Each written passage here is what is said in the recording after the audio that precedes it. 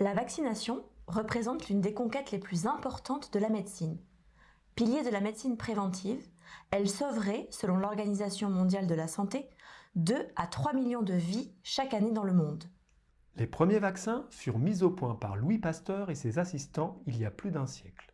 Depuis tout ce temps, le principe général qui sous-tend le fonctionnement des vaccins n'a pas changé. Lorsqu'un organisme est contaminé par un agent pathogène, son système immunitaire réagit de manière à détruire ou à neutraliser l'agent en question. Dans l'une des réactions immunitaires mises en jeu, des cellules, les lymphocytes B, produisent des anticorps capables de neutraliser l'agent pathogène. Des cellules mémoire, également spécifiques du microbe en cause, sont produites. Or, ces cellules mémoire ont une longue durée de vie.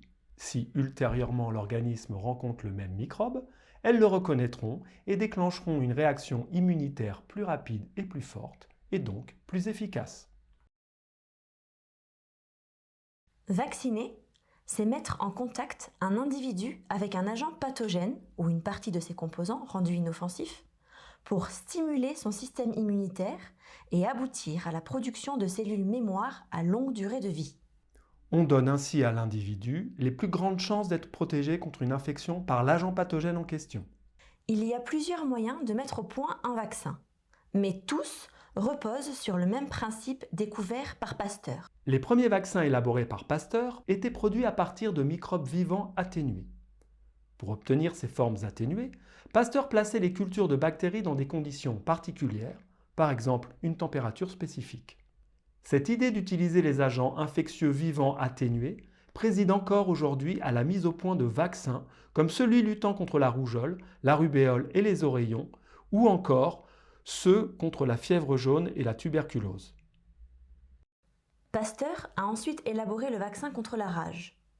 Il pensait avoir obtenu des microbes atténués, mais il a rapidement compris que ce qu'il injectait correspondait à des agents pathogènes tués, lesquels déclenchaient une réponse immunitaire. Les vaccins actuels contre la grippe, la poliomyélite ou l'hépatite A sont produits sur ce principe. Les successeurs de Pasteur ont ensuite montré qu'on pouvait créer un vaccin à partir de molécules produites par les microbes.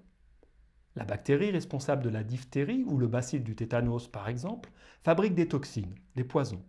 Si on inactive ces toxines, il devient possible de les injecter et de provoquer une réaction immunitaire protectrice. Cette découverte a ouvert la voie aux vaccins moléculaires comme celui contre l'hépatite B ou contre l'infection à papillomavirus.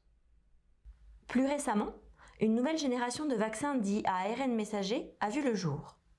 Les scientifiques synthétisent un brin d'ARN messager, une molécule qui porte une information génétique de l'agent pathogène. Le sujet vacciné, qui reçoit cet ARN messager, produit une molécule caractéristique du microbe. Son corps déclenche alors une réaction immunitaire. L'ARN est fragile et il se dégrade rapidement. Mais la réaction immunitaire a conféré à l'individu vacciné une protection contre l'agent pathogène. Cette technique est celle du vaccin contre le virus de la Covid-19. En comprenant que les maladies infectieuses étaient causées par des micro-organismes, Pasteur a ouvert la voie à différents moyens de lutte contre ces maladies, et notamment la mise au point de vaccins. Depuis l'époque de Pasteur, le principe général du vaccin est resté le même. Mais les techniques de fabrication des vaccins se sont diversifiées et améliorées. Nous disposons aujourd'hui de vaccins plus efficaces et plus sûrs qui nous protègent contre un nombre croissant de maladies infectieuses.